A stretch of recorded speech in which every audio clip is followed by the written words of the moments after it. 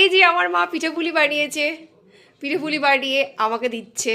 আমি তো নিজে বানাতে পারি না, তাই আজকে আমি পিঠেপুলি নিয়ে চলে যাচ্ছি। এই দেখো পিঠেপুলি কি কালো কালো দেখা যাচ্ছে না, দেখে সরাও।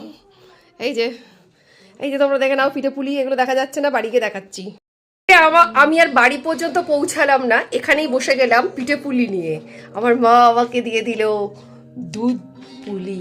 এবার আমি দুধ পুলিটা খেয়ে নিই, বাড়ি গিয়ে আর আদার্স পিঠেগুলো খাবো। দিস ইজ দ্য পিঠে, দিস ইজ কল্ড পিঠ। ও মা, এইটুকু একটা ছোট্ট বাটিতে আমার জন্য ডায়েট পুলি, ভাজা পুলি, আবার ডায়েট। চলো তাহলে খেয়ে নি। এটা হচ্ছে আমার সাবস্ক্রাইবারদের জন্য। হাকারো হাকারো হাকারো হাকারো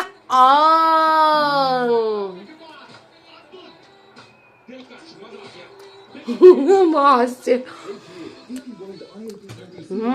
অসাধারণ সুন্দর। কদিন আগে আমি পিঠে বানিয়েছিলাম, এত বাজে হয়েছে, এত বাজে। খেতে ভালো হয়েছে, কিন্তু দেখতে একদম হয়েছিল কার মতন মা, একদম পান্তুয়া ল্যাংচার মতন, এত বড় বড় থাবড়া থাবড়া।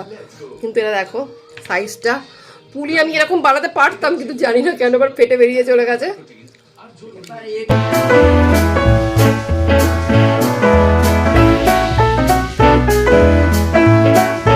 এটা হচ্ছে দুধ পুলি, এটা আমার সাবস্ক্রাইবারদের জন্য। দেখো রস টপকাচ্ছে, দাঁড়াও দেখাচ্ছি। এই যে এটা আমার সাবস্ক্রাইবারদের জন্য রসালো।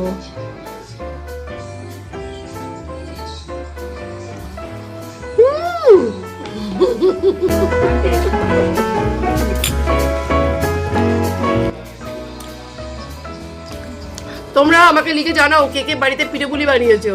যদি বানিয়ে থাকো আমাকে পোস্ট করো, অনলাইনে পাঠিয়ে দাও।